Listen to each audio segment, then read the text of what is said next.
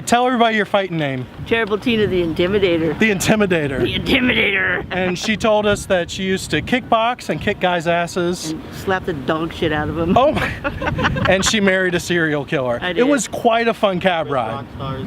Yeah, And dated they won rock all their stars. money back even. Dated rock stars and ran weed.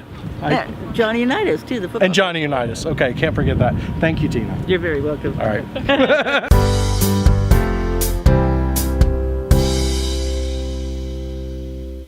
Well, we're in Cocoa Village right now. We got off the boat at Cape Canaveral. I didn't feel like sitting on a bus for 45 minutes to get to a theme park and then spend maybe 3 or 4 hours there and then rushing back to the boat. So we're just walking around a little shopping district called Cocoa Village.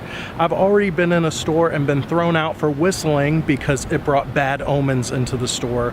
We've almost stepped on about 40 lizards and we've seen some really cool local art, and hope you guys enjoy getting a peek at Cocoa Village at Cape Canaveral, Florida.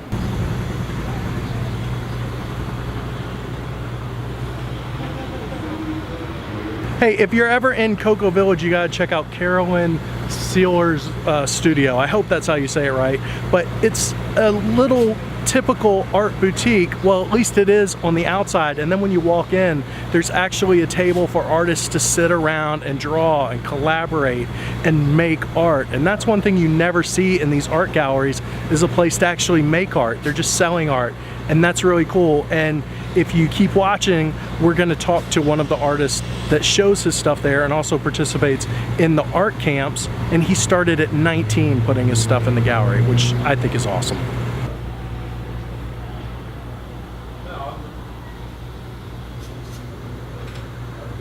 My son's 9 years old. And he wants to be like a comic book artist and stuff. And the thing I thought I could tell him tips. Tips for sure. The thing I loved when I walked in here was seeing that you guys have like an artist table in the middle of the gallery. Like, there's nothing else. Why don't they all have that? It's just a genius idea. This here is a co-op art gallery. There's about 20 different local artists here, and during the summer we actually do art camp too. And we have parties every now and then too. So awesome. like different like gallery openings. So it's good to have a table here, because we also display our artwork on the table sometimes. Of course. Too. So when did you start putting your stuff in the gallery? Well, I started putting my artwork here in January of 2015. So I just hit my 1 year mark about 3 months ago. Oh, cool, man. And I give them tips about drawing. So I've been drawing since I was 3 years old. Yeah. Very young, right? And like what I've noticed, I'm 20 now. I'll be 21 pretty soon. And what I've noticed, like, it's good to start young because like he actually started only 3 years ago. Oh, he wants right. to make a career. Yeah. So I was thinking like, it's kind of it's a double-edged sword when you start late, because you're not really thinking about getting better. You're just thinking, I want to get better because I want to have a career. When you're younger, you don't worry about having a career at all. You're just doing it for the sake of doing it. You're having fun with this passion of yours. People always ask me, how do you get better? My thing is, it should always be therapeutic. You should never be stressed out while drawing. That's my go-to #1 rule, you know? Right. Because, like, let's say you draw something right, it doesn't turn out well.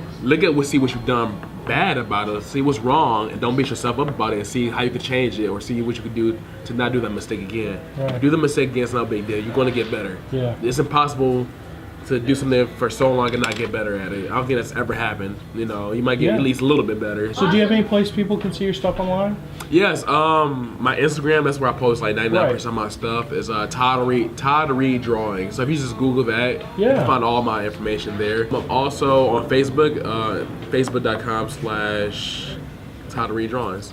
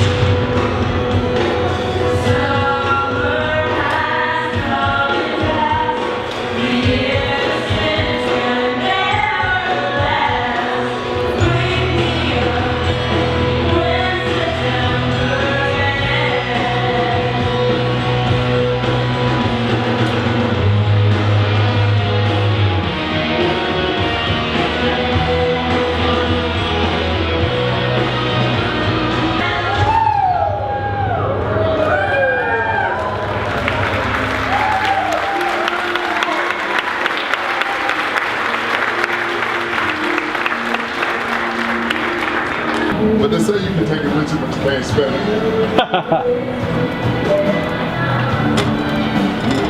What about the company? I don't have a clue. I know we're supposed to be there. And that's what happens when you can't pay off your bill at the casino. They literally put you in the floor and take your money. You gonna pay.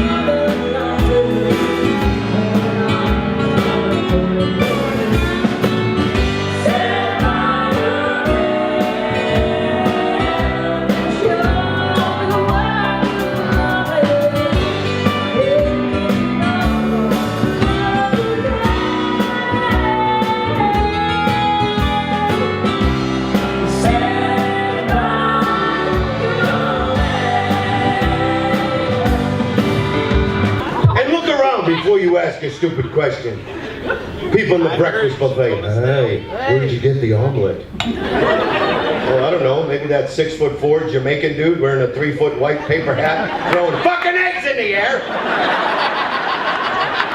He could be cooking something.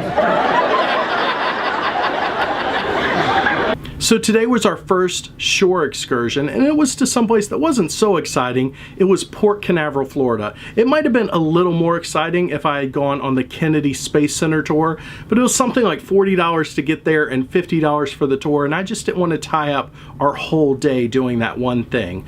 So we decided to go to a local shopping area called Cocoa Village, and we saw some really cool artists, some really cool artwork, some nice little stores, which you'll either have seen or will see depending on how I cut this video.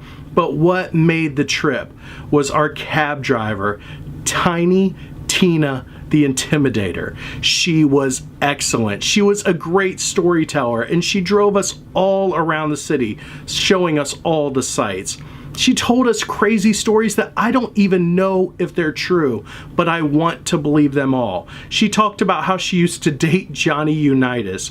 She handed us pinup pictures from the 60s from when she was a beautiful pinup model. She told us she used to be a kickboxer and used to kick the ever-living crap out of men and send them to the hospital. She told us that she likes to spend Christmas Eve on mushrooms making betta fish fight each other to the death at Walmart and taking frozen shrimp and feeding it to the frogs until they explode. No joke.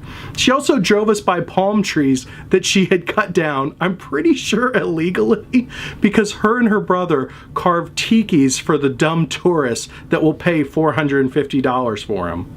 And she told it to this tourist. It was the best. She drove us by this $5 million mansion that burned down 5 days after it was sold. She took us to this giant pink hotel that used to be a nudist hotel, but they had a shooting there and they decided to close the whole thing down because they blamed the murder on nudity. And then, after she was done driving us around, she U-turned in her own driveway. No joke, she drove us to her house, pulled in her driveway, and I looked at my wife, and I looked at Tiny Tina the Intimidator, and I said, Tina, this is where you rob and murder us, isn't it? And she just shrugged and she goes, nah, I like you guys. And then she brought us back to port. And this is no joke. As she was pulling into the port, she said, I can't think of any other stories to tell you. And we pull up right in front of the ship and she goes, oh yeah, I used to be married to a serial killer. He murdered hookers and threw them in dumpsters.